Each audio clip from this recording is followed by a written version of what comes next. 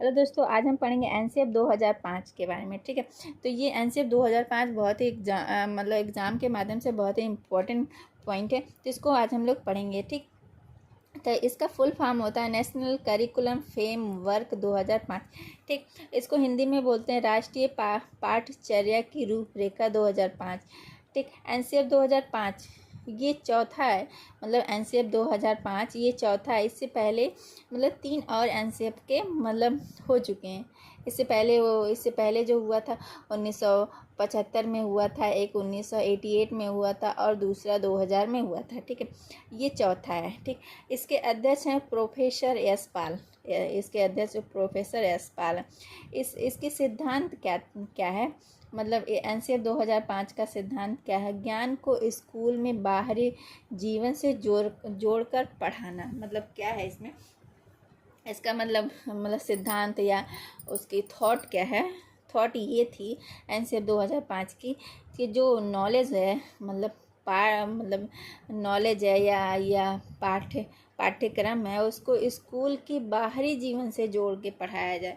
मतलब कोई भी चीज़ है जो स्कूल के बाहरी जीवन से जब जोड़ के उसको पढ़ाया जाएगा तो बच्चों को अच्छे से समझ में आ जाएगी। एनसीएफ 2005 का प्रमुख सूत्र, इसका प्रमुख सूत्र भी है बिना भार के अधिगम। मतलब इसमें कहा गया है कि बच्चे के ऊपर भार नहीं डालना, मतलब उसको पढ़ाना है, नॉलेज देना है, लेकिन उसके ऊपर बर्डन नहीं डालना है। ठीक है, बहुत मतलब ऐसे पढ़ाना है, मतलब खेल कूद में उसको बच्चे को नॉलेज देना है, उसको पढ़ाना है। तो इसका सूत्र था बिना भार के अधिगम, या और इसको इंग्लिश में बोलेंगे लर्निंग विदाउट बर्डन। मतलब लर्निंग तो हम कराएंगे, उसको नॉलेज तो देंगे, अधिगम कराएंगे, लेकिन विदाउट बर्डन, मतलब उसके ऊपर भार नहीं डालेंगे। बच्चे को पनिशमेंट या पुरस्कार नहीं देना। मतलब इस एनसीएफ 2005 में कहा गया है कि बच्चे को पनिशमेंट नहीं देना, उसको सज़ा नहीं देना, और उसको पुरस्कार मतलब कोई चीज़ गिफ्ट वगैरह भी नहीं दे के उसको लालच नहीं देना है कि गिफ्ट देंगे, ये देंगे, ऐसा कुछ नहीं करना है ना। तो बच्चे को सज़ा देना। अगर बच्चे में कोई कमी है तो एनसीएफ 2005 का मानना है कि बच्चे में कमी है, बच्चा अगर फेल हो रहा है या नंबर नहीं अच्छे से उसको नहीं याद हो रहे हैं, नहीं समझ पा रहा, तो इसमें बच्चे की गलती नहीं, इसमें मानना है कि इसमें टीचर की गलती, टीचर उसको सही से नहीं समझा पा रहा। अगर इस मतलब एनसीएफ 2005 में कहा गया है कि इस विधि से मतलब इस ऐसे नहीं बच्चा समझेगा, तो खेल कूद से समझाइए। ऐसे मान लीजिए कुछ बच्चे होते हैं जो नॉर्मली नहीं समझ पाते, तो उनको किसी दूसरे वे से समझाइए, लेकिन समझाना है। तो बच्चे को पनिशमेंट नहीं देना। पढ़ाई को रटन प्रणाली, रोट मेथड से मुक्त कराना। और एनसीएफ 2005 में ये भी कहा गया है कि बच्चे को पढ़ाना है लेकिन रटना नहीं है।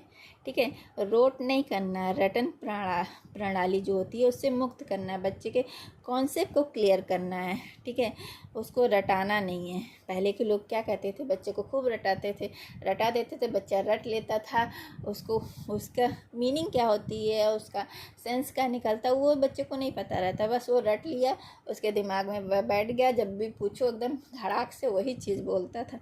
लेकिन अब ऐसा नहीं है, अब बच्चे को मतलब उसके कॉन्सेप्ट को क्लियर करना है। शिक्षा बाल केंद्रित होना चाहिए। शिक्षा बाल केंद्रित मतलब इसमें क्या है, मतलब एनसीएफ 2005 में कहा गया है कि जो भी आप टीचिंग कर रहे हैं या शिक्षा उसको दे रहे हैं तो बाल केंद्रित होना चाहिए। बच्चे के पसंद के हिसाब से आपको उसको पढ़ाना है। ये नहीं कि टीचर आए अपना बोल के चले गए, बच्चे को समझ में नहीं है। मतलब ऐसे पढ़ाना है कि बच्चे को बच्चा जो पढ़ना चाहे, बच्चे के हिसाब से करिकुलम बनाया जा रहा है आजकल। मतलब जो भी पाठ्यक्रम बनाया जाता है बच्चे के हिसाब से, बच्चे कौन कौन चीज़ पढ़ लेते हैं, कैसे कैसे पढ़ेंगे, इसके हिसाब से शिक्षा होनी चाहिए। बालक को एक्टिव रखना है। मतलब एनसीएफ 2005 में ये भी कहा गया है कि जो भी बच्चा उसको एक्टिव रखा जाए, उसको बोर नहीं किया जाए। बोरिंग वे से नहीं पढ़ाना है कि बच्चे उसी में सो जाएं, बोर हो जाएं, तो वो तो बोरिंग वे हो गया। बच्चे को एक्टिव रखना, बच्चा जब एक्टिव रहेगा तो भी उसे समझ में, अगर बच्चा एक्टिव नहीं रहा तो उसे समझ में नहीं आ जाएगा, उसको लगेगा कि बोर हो रहे हैं, वो सो जाएगा उसी में। तो ऐसा नहीं करना, बच्चे को एक्टिव रखना। लर्निंग में डर और अनुशासन, डिसिप्लिन की जगह आनंद और संतोष से जोड़ा जाए।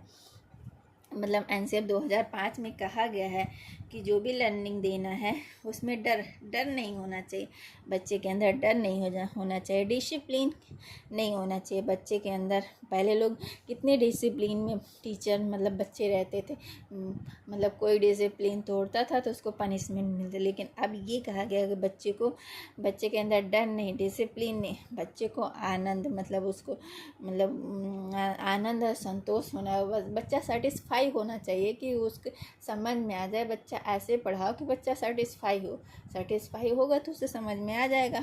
और मान लीजिए आप मतलब हंसी खूल उसके आनंद के हिसाब से हंसी कूद से पढ़ाएंगे तो बच्चा समझेगा, क्योंकि उसको मस्ती मिल रही है, मस्ती में पढ़ ले रहा है। ठीक है।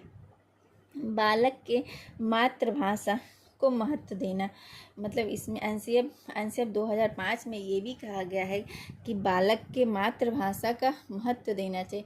जब तक बालक 4-5